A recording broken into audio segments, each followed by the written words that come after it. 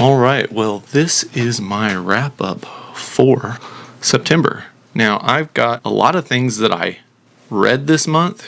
You're going to see very quickly that it wasn't a very diverse month of reading, but I also have a lot of things I didn't finish, and that's what these are for, my Kobo and my new iPad, which isn't technically mine, but I probably use it just as much as everyone else in the house. We'll get into that too. Let's just do like we always do and start at the beginning of the month. I started the month off in a bit of a funk, and so I just went with Old Reliable and I read 3 Travis McGee books in a row. I reread The Quick Red Fox, A Deadly Shade of Gold, and Bright Orange for the Shroud. Now, the first time I read The Quick Red Fox, I didn't think it was one of the better books in the series. Now that I'm going through the series again, I really appreciate it for what it is. It's still not in like the top 8 or 10 books in the series, but it is very good, especially on reread. You get to focus on the atmosphere of the storytelling, and with the plot already tumbling around in the back of your mind, all these little bits and pieces you see make a world of difference. It was such a delight to read for the second time. Same goes with A Deadly Shade of Gold. I think that one is flawed because it's a double McGee novel. It sold itself as being 2 McGee novels in one because it was twice as long as a normal book. You can see some pacing flaws in that one. And for anyone that doesn't know yet, The Quick Red Fox is about a Hollywood starlet who is getting blackmailed over some very racy photos, and McGee has to find the person doing it and get back the negatives and stop the blackmail. A Deadly Shade of Gold is about these little gold statues and one of McGee's buddies dying over them, and him and his buddy's former girlfriend, kind of fiance, try to find out what was going on with these statues and why they were so important that he was killed. It's really good. Basically, it ends 60% of the way through, or would if it was a normal McGee novel, but then he's got to dig in and really find out who was behind everything. And so you get this extra like 40% that's really good, but it shifts gears so violently compared to the first 60% of the book that it almost feels like a different story.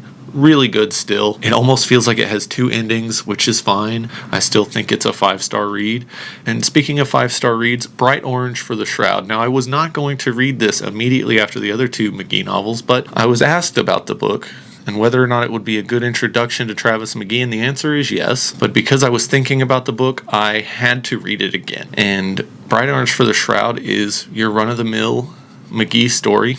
McGee is just doing his thing. Beautiful woman shows up, and there's a situation going on, and he's going to solve it. And it gets to some very dark places very fast. This has one of the more disgusting or terrible antagonists in the series. The book is really good. Like I said the first time I reviewed this book in a wrap-up, it has a moment that is so high tension and terrifying that I had to remind myself that there were sequels. Like my heart was racing, I was just freaking out. Now the next book I finished might be a good clue of why I read 3 McGee novels in a row, and that is The Red Hot Typewriter, The Life and Times of John D. MacDonald by Hugh Merrill. It's a biography. Some people say it's not a very good biography because he's just a John D. MacDonald fan writing a biography, but I can see that, but I still think it's a good biography, and it has so much information about John D. MacDonald's writing style and how he became the writer he was, and all these little tidbits of information. I highlighted so much from that biography for my eventual John D. MacDonald video. I cannot wait to dive back into it and just type out all the notes that I saved while I was reading that. So I was feeling ambitious, and I was like, I'm going to start binging Sun Eater because I want to read them all. The final book comes out in like November, so let's just get after it. Well, I read Howling Dark, and it is very good. Hadrian is a drama queen. This is just some over-the-top melodrama, space opera to like the nth degree. I really like the story, but after I finished it, I was like, I'm gonna read some more John D. MacDonald. So while I really did like the story, about 2/3 of the way through Howling Dark, I was like, this is all right. In like one of the earliest scenes, I was like, holy Shadow of the Torturer. Like, this city is literally the first city you see in Shadow of the Torturer, which is fine. He wears his influence on his sleeve, and I really like them. Throughout this entire thing, it's essentially that Leonardo DiCaprio meme pointing, but it's me, like, thinking about what classic science fiction or fantasy influenced the events going on in Howling Dark, which I really enjoyed. I really liked the transhumanist themes you see throughout Howling Dark. on top of just the regular Hadrian melodrama. And you really see Hadrian take the first steps toward being the monster I think he becomes eventually. So that was cool. The last third of this book is like all gas, no brakes. I loved it. It completely redeemed every slow part that happened before it. So while I will be going back to Sun Eater at some point, for now I took a break, and in a few books you'll see why. So after that I did read Darker Than Amber because I thought, this month has been rough. Why not do another book I enjoy? And that was the weakest Travis McGee book in the series, or very close to it. It's got to be like number 20 or number 21 if we're ranking them. The story's fine, starts how you would expect. Travis McGee and Meyer are chilling and fishing right next to this bridge. They hear a squelch of tires, and then they see a woman plummeting off the bridge and into the water. McGee dives in to save her. He swims down 25 feet, 30 feet. This is the deepest part of this channel. You have this intense moment of him trying to figure out if he's going to die before he manages to free her, and right as he's going to give up because her legs are wired to concrete block, he feels a hand touch him, and he knows she's still alive, and he is the type of man that will die trying to save someone else. And so he manages to get the wires out and almost drowns, getting her up to the surface. And after that, the adventure begins to unfold. Just this really dark story about sex trafficking and human exploitation, and it's an intense story at times, but at other times you're literally just like, why is this happening? There's too many scenes in this book that just shouldn't be there or are executed poorly.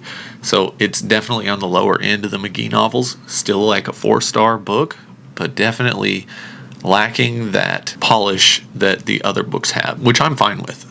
Sometimes an author's book is a bit of a step back, but it's because they're stepping out of their comfort zone. I can see behind this camera there is a Mark Greaney novel, and one of the Gray Man novels switches to first person to kind of hear Court's internal monologue, and that's the first time he ever did it. He only did it in that one book. A lot of people complained about it. At the time, I was like, this is weird, but I appreciated it because Mark Greaney himself has said he likes writing the books because they're fun to do, and he experiments in them because he's trying to have fun and keep the story interesting, and so I can appreciate the sticking his neck out and trying something different, knowing that it was going to make people mad.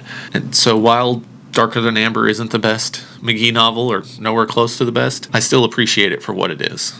And of course, I had a lot of time with Meyer, which is always good. Now, in a recent book haul, I showed off the Solar Ponds collection that I picked up not too long ago. And I didn't read that one, but I read In Regards to Sherlock Holmes, or In Re Sherlock Holmes by August Derleth. This is the first collection of Solar Ponds stories, and if you like Sherlock Holmes, you're going to like Solar Ponds. It is August Derleth's pastiche fiction of Sherlock Holmes. You're following around a doctor that is following around a detective, and while they do have differences, like Solar Ponds loves chess, and Sherlock Holmes thought that chess was only played by people with devious minds. There's not a lot of difference, and I think the differences do make the stories interesting in some ways that Sherlock Holmes isn't, and vice versa.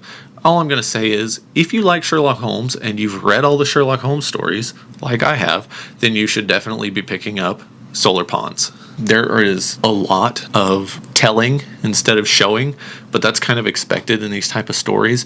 And my one critique of most of the Solar Ponds stories is, unlike Sherlock Holmes, where you get like this build up and then the mystery solved, and then you kind of settle down and kind of relax and kind of go over what happened and everything. A lot of the Solar Ponds stories are like, and the mystery solved, and here's how I did it, and bye. It's like, oh, okay. So the story's just over, and they're like, yep, story's over. Move on. I forgot that there was a new Penrick and Desdemona novel, and so I rectified the fact that I had not read it, and I read The Adventure of the Demonic Ox by Lois McMaster Bujold. It's a Penrick and Desdemona novella. It's perfect. I don't know what to tell you. What's the story about? The demonic ox. There's an ox. People suspect it is possessed by a demon. They call on Penrick. Penrick and Desdemona go on out there with his son, who is working as a laborer for his brother-in-law that builds bridges. Penrick goes out there to look at the ox because he's hoping it's not that same virus that was absolutely awful a few books back. And they get out there. Yep, that ox has a demon in him. And then things go on from there. We get more of Penrick's life, little slices of his family and everything that brings me joy in these stories, alongside seeing Penrick grow older. Penrick's like 44 at this point or something. And there's a lot of things he talks about in it that hit really close to home about being a parent and life changing in ways that you don't want it to. It's a beautiful story. So that story just lit a fire under my butt. And I thought, you know what? I have taken too long of a break from Lois McMaster Bujold and my reading project. So why don't I just get back into this with some Vorkosigan? So I read The Warrior's Apprentice. It was perfect. I loved every second of it. I vehemently disagree with everyone that says that you should start with The Warrior's Apprentice, because I think that Shards of Honor is a good book, and I think Bariyar is one of the best books in the series so far. And so not reading those and reading The Warrior's Apprentice first just feels wrong, because there's a lot of emotional weight to The Warrior's Apprentice that just evaporates if you don't have the context. Like, yeah, you can be like, oh wow, yeah, this is a little sad, but without knowing what came before, it doesn't hit nearly as hard. So definitely start with Shards of Honor, and then Bariyar, and then read The Warrior's Apprentice. And for everyone that doesn't know, The Warrior's Apprentice is the first book following Miles Vorkosigan. Miles is, as far as I can tell, the main character of this series. It's called the Vorkosigan Saga. I'm spoiler 7 books into it, or something like that. It's wonderful. It's everything that Lois McMaster Bujold excels at, just cranked up a little. Miles is the best character I've ever read in a space opera. I love every second of following him. He is a 4'9", not dwarf, but he's very small. He has bone issues. He is not built like a warrior, like you would expect. But he has a warrior spirit, and wow, is he a wonderful character. And a lot of this book is literally, I gotta weasel my way out of these situations that I get myself into to get out of other situations, and it just keeps snowballing and accelerating, and it is just absurd and hilarious and so fun from start to finish. I loved every second of the story, and it did not go the way I expected at all. I had no idea what was going to happen. I had these expectations going, and I'm like, oh, you know, he's gonna do this thing he's been trying to do for a long time now, really succeed and show these people what he's worth. Nope, that's not what happened. Just flip the script on you almost immediately. And the same thing happened in the next book, The Vor Game. Miles has established himself. He's gotten to where he wants to be. He's ready to go to space, except that the officers assigning soldiers their positions just went, psych. Miles is shipped off to a tundra, and wow, I thought, hey, this story is going to be about him gaining a reputation, showing these people what he can do, and really succeeding out here in this remote location. Nope, story got flipped on me again. Almost every single one of these, I have no idea what's going to happen, because Bujold does such a great job of altering the course of the story in a way that makes sense, is very entertaining, but I did not see coming. Maybe I'm a dummy, but I really just think she's good at doing that kind of thing. So I moved on to Sita Ganda. Yes, that is my third Vorkosigan novel in a row for the month. Sita Ganda was amazing. One thing I've started to notice in these books is there's a lot of transhumanism themes in these stories, and I am all for it, even when it's just subtle stuff. And Sita Ganda starts with Miles and Ivan, his cousin, who is the GOAT. Ivan is amazing. I love every second that he is in a scene. But anyways, Sita Ganda involves some weird political thing happening immediately. They're going to land on the planet with the Sita Gandans for some diplomatic thing. Stuff already goes sideways, and from there it is Miles trying to hide things from his side while discovering things on the other side in order to do what he wants. It is so funny how often he's like, this has my curiosity and my attention, and so I'm not going to let anything get in the way of me digging into it. Could it be a intergalactic diplomatic snafu if I mess up? Yes, but do I care? No, because I got to know what happens. And you know, me as a reader, I got to know what happens too. I love it. I only got 2 more books, and yes, they are also both Vorkosigan novels. So Ethan of Athos. This is the first Vorkosigan novel that is not following someone of the Vorkosigan bloodline, because Shards of Honor follows Cordelia, Miles's mom, and then Bariyar also follows her, and it's before he's born, or up until he's born. Wonderful, wonderful books. So I should have trusted in Bujold's ability to write a story that doesn't involve Miles, but after 3 Miles books in a row, I was just in love with the character, and as soon as the story started, my thought was, am I going to like this as much as the other stuff? And the answer is yes. Ethan of Athos is amazing.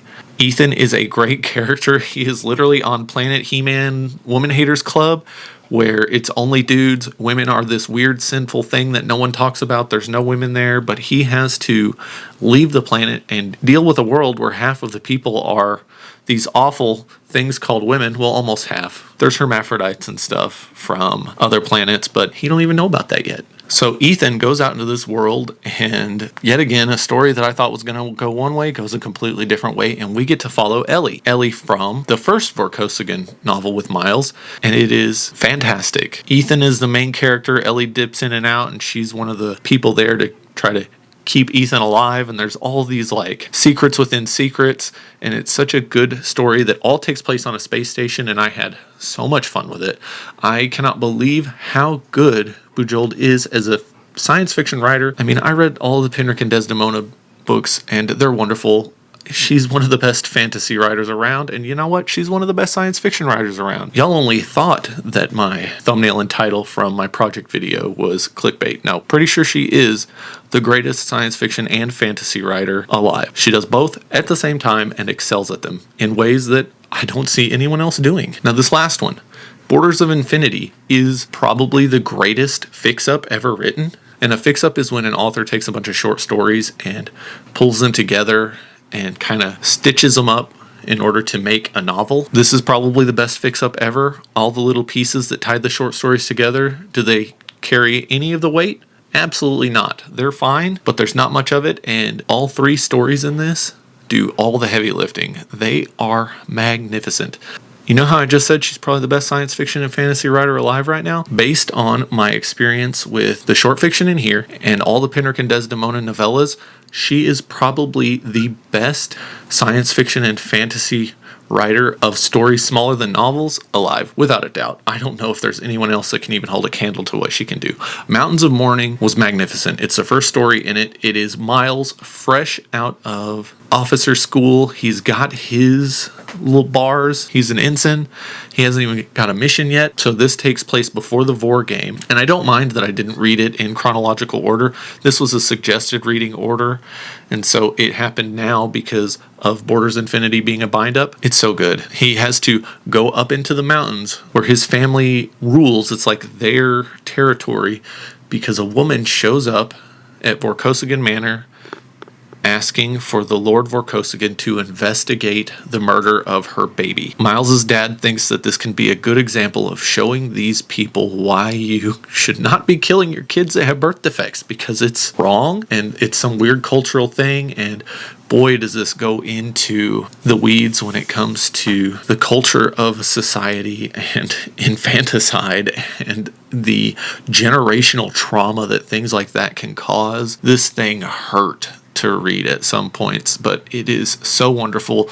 This is yet another example of how Bujold can write about topics such as infanticide with such grace and delicacy and beauty that at no point does it feel exploitative in a way other authors sometimes do.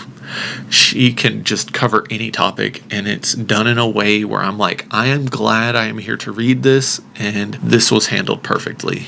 Remember how I said she likes to subtly talk about transhumanism? Well, the middle story, which I'm forgetting the name of, I think it's Labyrinth, is like the perfect story to address transhumanism and what it means to be human and what it means to an individual when they don't feel like they're human.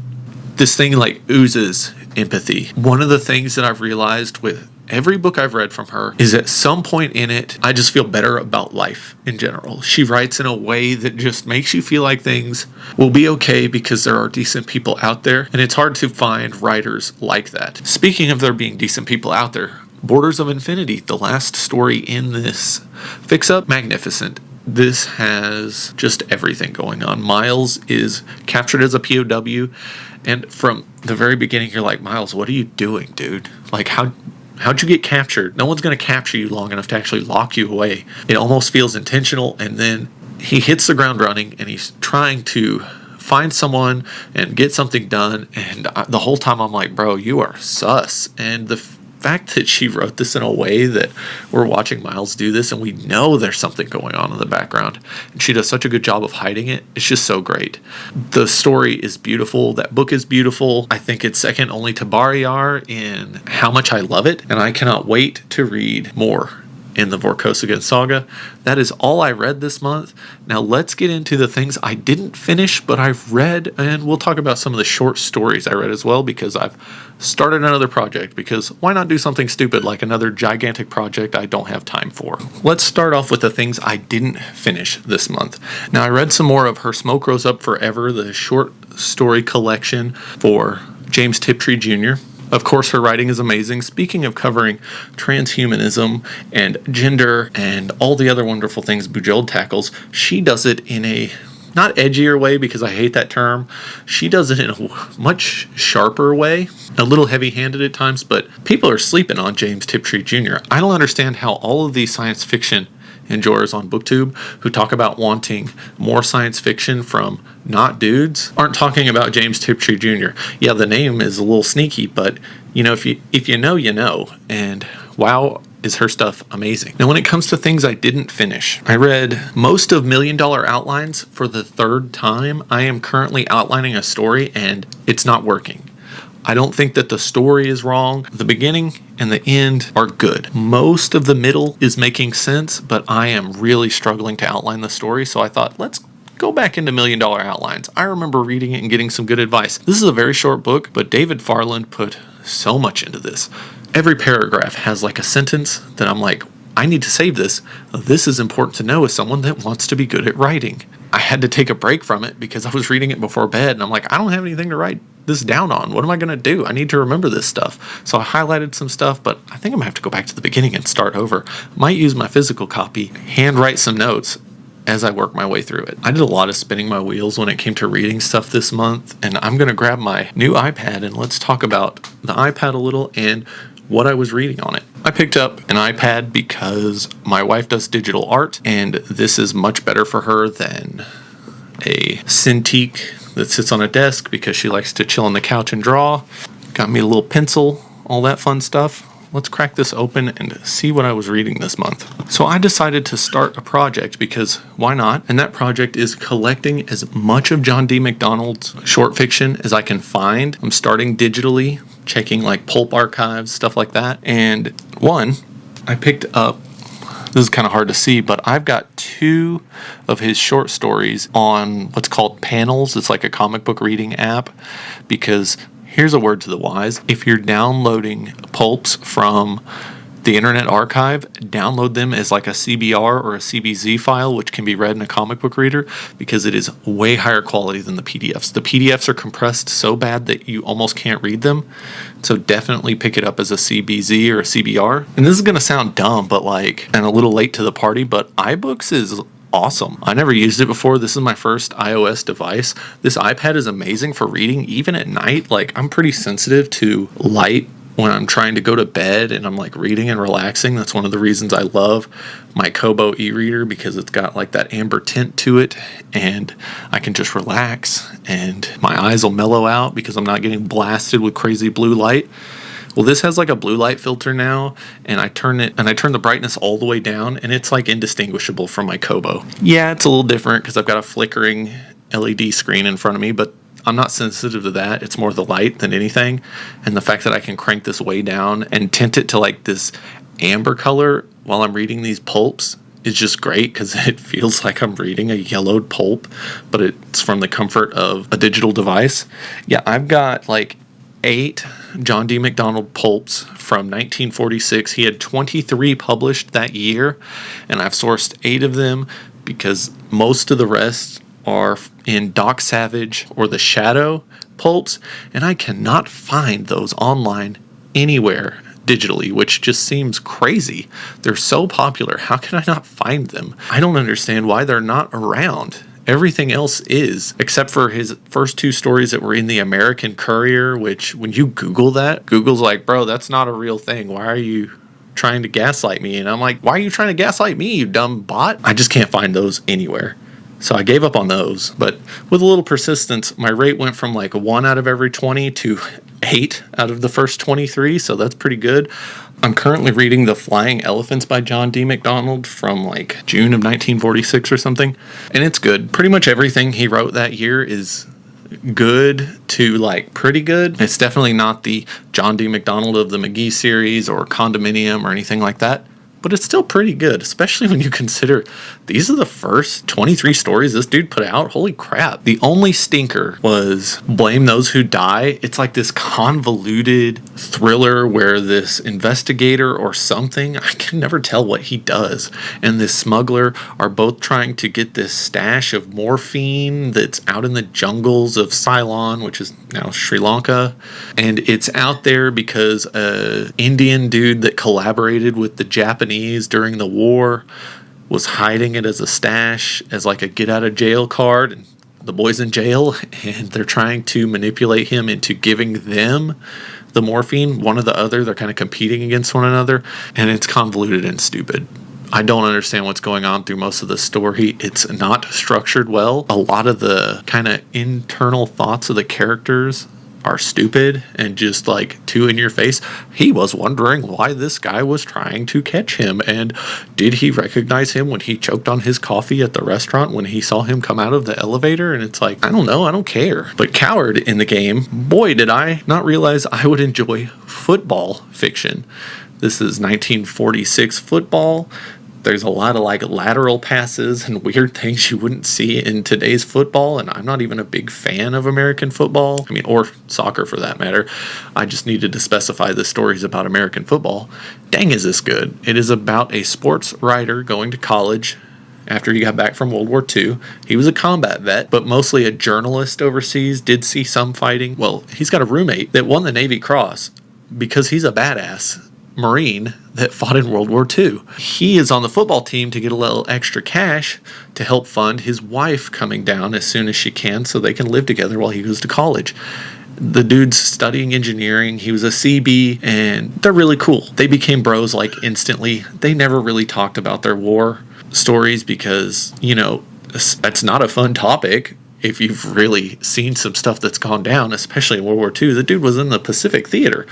His name is Sven, like half Polish, half Swedish. Dude is jacked and playing football. Well, the coach they've got is a hard ass who has a history of injuring people on the field and like getting his players to hurt people.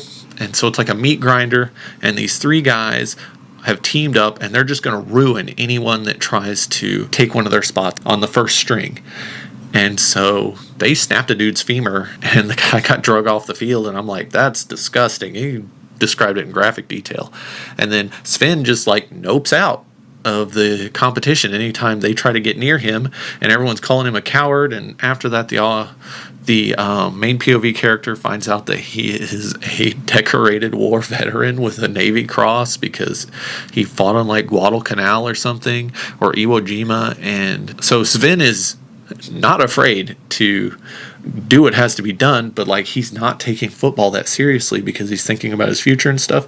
And this story is about his wife coming down and homeboy selling Sven out to his wife, and his wife being like, I didn't marry you because you play it safe. I married you because of who you are as a person and the risks you take, and I don't want you to lessen your life as a way to make sure that it's a long life. I want a good life, not a long life kind of thing. She tells him, the man I fell in love with would take these risks and get after it. And so it's a really cool story about this guy, I guess, hardening up and getting after it. And it's really fun. And I did not expect it to be as good as it was. I started reading it after the stinker, and I was like, all right, I'll just start this before I go to bed.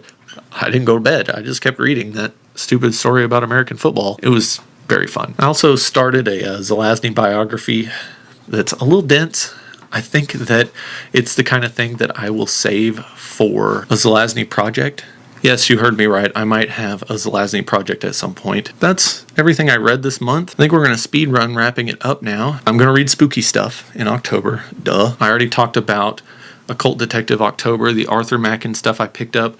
I need to make that a priority. I'm going to have to peel my eyes away from the John D. MacDonald pulps for a little while to do that. I'm going to read some more John D. MacDonald this month. I mean, who are we kidding? Not just his short fiction, probably at least 1 or 2 Travis McGee books. If I don't just binge all of Vorkosigan all month, man, that would be a boring wrap up for October if I come back and I'm like, hey, I read an Arthur Machen book and 10 Vorkosigan novels. So hopefully I'll diversify, but I might not, because I've been told that the next 3 Vorkosigan novels are some of the best in the entire series. And, if the hype train gets fast enough, I ain't getting off. I'll just finish the rest of them. Let me know in the comments what you've been reading for the last month. September was one heck of a month for reading. Not very diverse for me, but I enjoyed every minute of it, and that is why we read books. I'm not here to read a bunch of diverse stuff just to flex that I'm like a diverse reader. Look at the month of September.